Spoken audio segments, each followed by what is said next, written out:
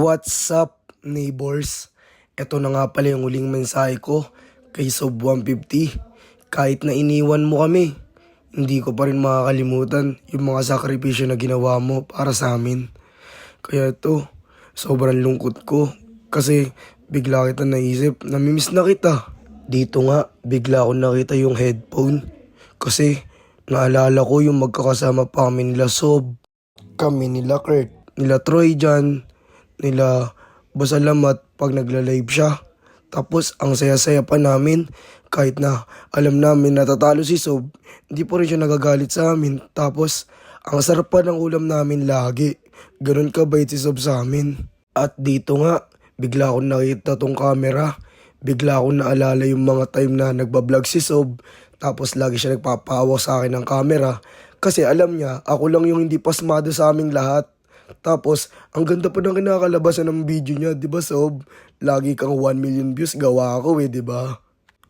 At dito nga, may papakita ako sa inyo na award kung saan ako inawardan ng ABS-CBN dahil sobrang napugian sila sa akin. Hindi ko to magagawa Sob kundi dahil sa'yo. Kaya nagpapasalamat ako nakilala kita kasi hindi naman ako popogi ng ganito kundi ako natira sa bahay mo. Kasi yung bahay mo, air condition lahat. At dito nga, bigla ko nakita yung toothbrush natin dalawa Sob. Naalala mo pa dati, tinutoothbrushan mo ako habang tinutoothbrushan kita.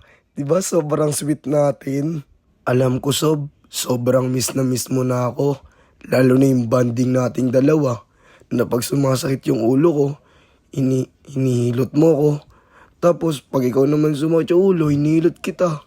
Tapos dito, bigla akong naalala yung gaming chair mo na ang sarap-sarap upuan. At dito nga, umupo muna ako. Kasi ayoko na magagalaw. Nakakatamad na At dito, bigla akong nakita tong tumbler. Naalala ko yung niregalo ko kay Sob na tumbler. Sobrang paborito niya yun. Lagi niyang iniinuman yun.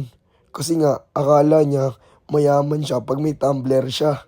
At may nakita nga pala ako ditong Milo. Kasi guys, kung di nyo natatanong, si Sob di naman talaga nagkakape yun. Puro lang yun Milo. Alam nyo naman kasi, isip bata. Charot! Naalala ko pa Sob, sobrang arte mo sa Milo. Gusto mo, yung tatak ng Milo mo, yung nagbabasketball pa. At dito nga, bigla akong may nakita na salamin.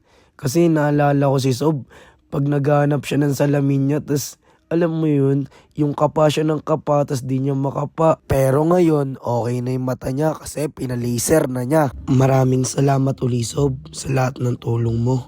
Yun lang, paalam.